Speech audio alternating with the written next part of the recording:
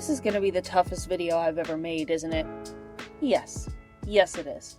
Today I will be taking on the grueling task of ranking every song in Lemon Demon's album Spirit Phone. And why is it going to be so difficult, you may ask? It's because I love Spirit Phone. There is not a single bad song in here. And there's such variety too. Slow songs, fast songs, creepy songs, silly songs, songs that will make you realize how we're all just insects toiling away at our little ant hills, and how minuscule our achievements are in the grand scheme of the universe. You know, stuff like that. So saying that this will be a challenge is a huge understatement. That being said, please remember that these are all purely my opinions. If I rank your favorite song poorly, it's not because I hate it. This is just a matter of my personal preference. And sadly, I won't be including bonus tracks.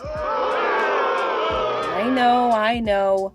Yes, that means no redesign your logo. It's just that including bonus tracks would make this video way too long, and half of them are just underdeveloped demo songs anyway. But if you really want to know, these are my favorite bonus tracks. But with that out of the way, let's get started with number 14, shall we?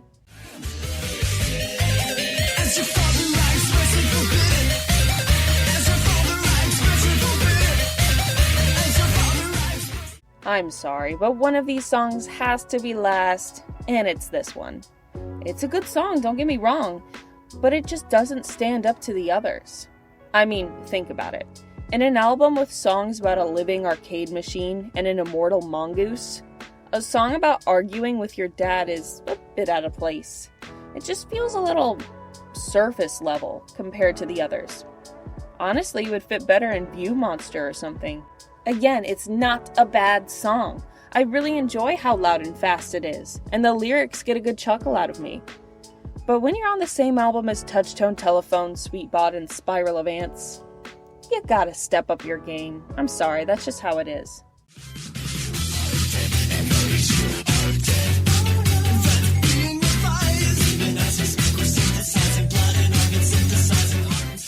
Honestly, this is probably the Spirit Phone song I listen to the least. Nothing against it, I just don't find it very memorable. It's longer than it needs to be, and the instrumental is kind of repetitive. But you know what I do love about this song? The lyrics. They are insanely cool. They paint this image of a dystopian world where dead musicians are revived through their music, immortalized, forced to perform for all eternity. That's such an incredible concept. And it more or less parallels Lemon Demon's return from the dead to bring his fans a new full-length album. I'm probably reading too deep into this. Or maybe I'm not reading deep enough. Yes, I'd like it more if it were shorter and more musically interesting, but it's actually a great start to the album. The fact that this song is so low just proves how high the standard is for Spirit Phone, and better songs are yet to come.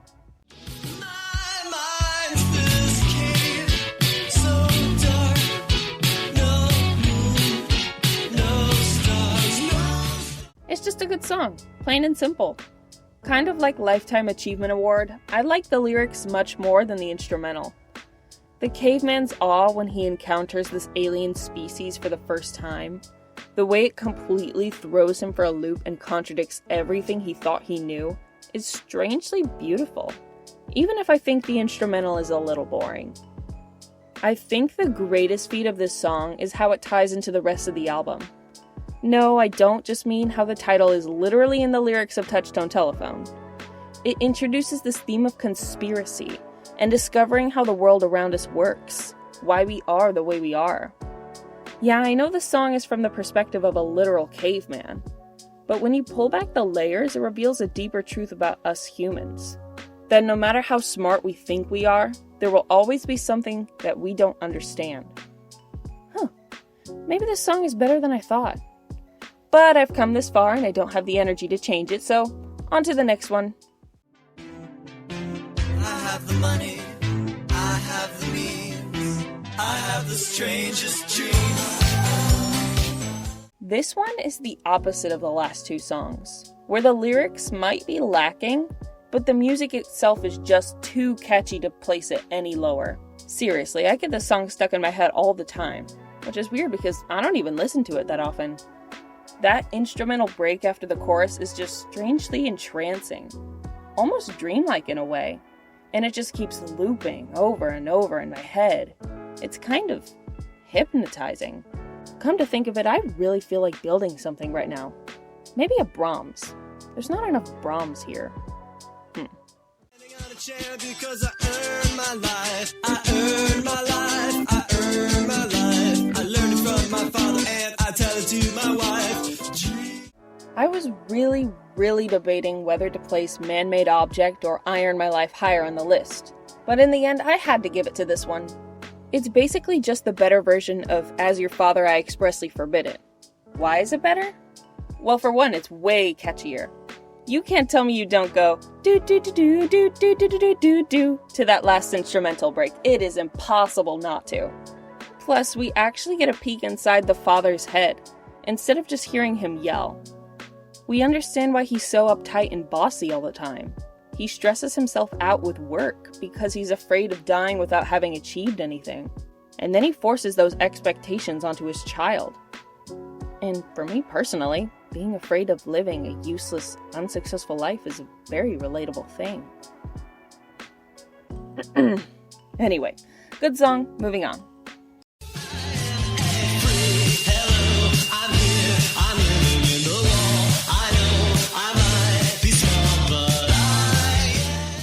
Okay, for the longest time, I had no idea that this song was about a mongoose. And I feel so stupid for that because it literally says mongoose in the first verse. Man, I'm clearly not smart enough for Neil's music. But anyway, I used to not like this song very much, but over time it's really grown on me. It's fun and goofy and everything that a Lemon Demon song should be. And the fact that it's based on a true story is just the icing on the cake. No, I'm serious. Actually look it up. It's really interesting. All in all, this song really does fill me with a sense of wonder.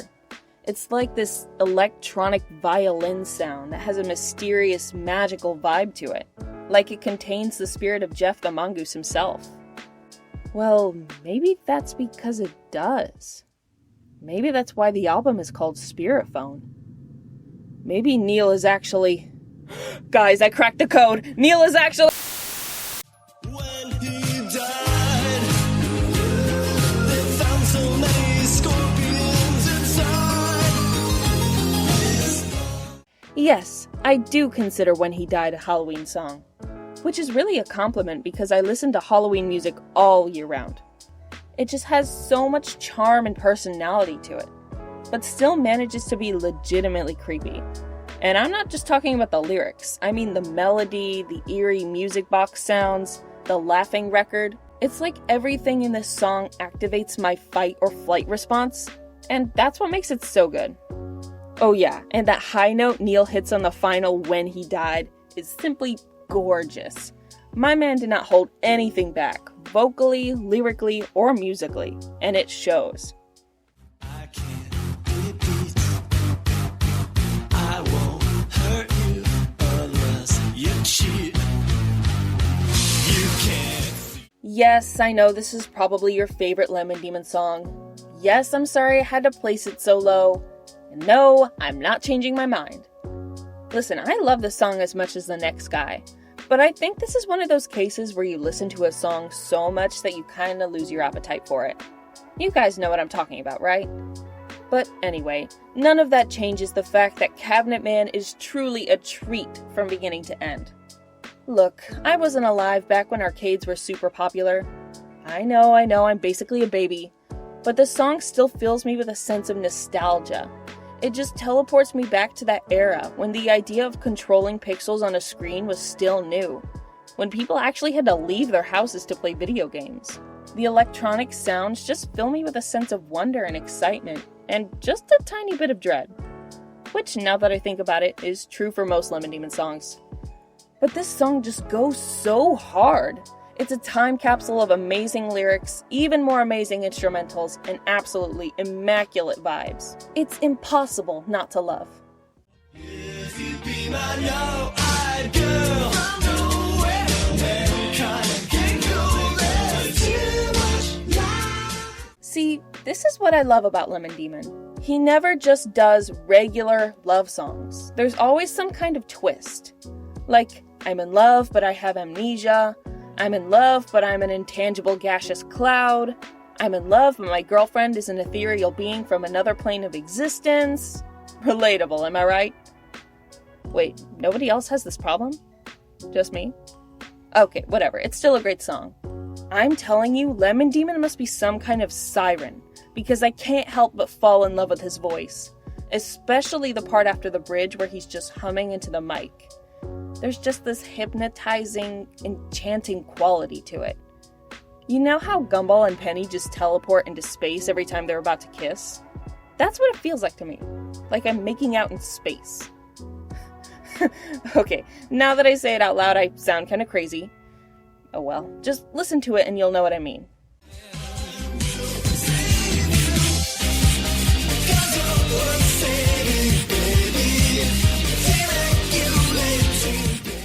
Ah yes, the song about Ronald Reagan having Riz. Man, this song is such a hidden gem. If you forgot this one exists, I don't blame you. It doesn't get talked about too much. But that's such a shame because Reaganomics is a straight up masterpiece. The song, not actual Reaganomics. But I just love how Lemon Demon is able to take a controversial topic like Reaganomics and just amp up the insanity to level 10. Kinda like he did with Modify and Body Modifications. And the best part is, whether you like Reagan or not, this song is still catchy as heck. You know that part of the last chorus? The one where he just screams, baby, baby, yeah, at the top of his lungs? Yeah, I sing that part aloud every time. I sound awful, but dang it, I just can't help myself.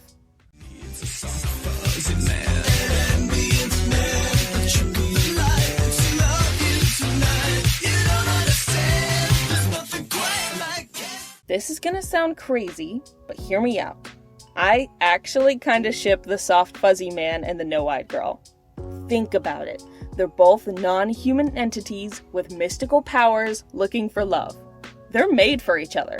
Someone needs to make fan art of this, seriously. Okay, back on topic. This song is amazing. Like, seriously, how does Neil think of this stuff? Was he just making macaroni one day, then saw the cloud of steam and thought, I wonder if gas had feelings, and then he just wrote a whole song about it? Yeah, I think that's exactly what happened. And thank God it did, because this one is a straight up banger.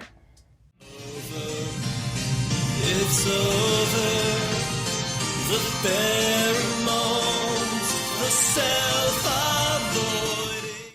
I wish there were words to properly describe how this song makes me feel. When that first beat drops, it's as though my soul has escaped my physical vessel, and I'm soaring through time and space, reflecting on every good and bad thing I've ever done, and realizing how small I am in this never-ending parade of ants, whose only purpose is to contribute what little they can to this ever-changing anthill we call Earth, before passing on the charge to the equally small, equally lost ants that will come after. Oh, I guess there are words to describe it.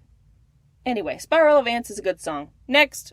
I try to call you every day. I'm rehearsing what to say when the truth comes out. I've been working on a unified theory.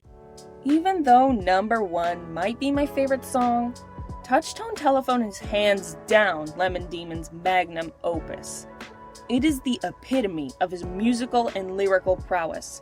It's also one of the first songs of his I ever heard, which prompted me to check out his other music, and, well, the rest is history. I cannot stress enough how iconic this song is. Like, right after Ultimate Showdown, it might just be his most popular song. And that's no coincidence. Touchtone Telephone is not just a banger, it's a masterpiece. Everything, from the captivating lyrics and the mesmerizing vocals to the sweeping violin orchestra, literally everything about it is perfect. Perfect down to the last minute detail.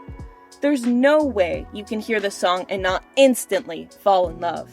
But after hyping up Touchtone Telephone so much, I'll bet you're wondering, but Abrador, what song could possibly beat it? Well, I'm here to tell you that it isn't sexual, strictly confectional, strictly medicinal. It's... I'm digging up your coffin and pouring out the contents. You know what? I'm honestly really shocked this made it to number 1. Not that it's a bad song, no. It's the exact opposite. It's just that the song that beats the musical masterpieces that are Touchtone Telephone and Spiral of Ants is a song about necrophilia and cannibalism? Like, how? But Sweet Bod is just that good. It's so good that if I got into a devastating car wreck and broke every bone in my body, and this song happened to be playing on the radio, I'd be dancing all the way to the ER, baby. It's so good that when I die, I'll tell my family to submerge me in honey so that my great-grandchildren can consume me and be cured of all diseases. I don't think I need to explain why. If you've heard this song, you know. By now you're probably seething and raging and commenting KYS for not putting your favorite song at the top. And all I have to say to that is, I'm digging up your coffin! But seriously, thank you guys so much for watching. You're the best. If you think I should have ranked the song higher or lower, please tell me respectfully in the comments below. If this video gets enough likes, I may or may not do another song ranking for a different album. The normal album. So please, like, subscribe, check out my other videos, and have a great day.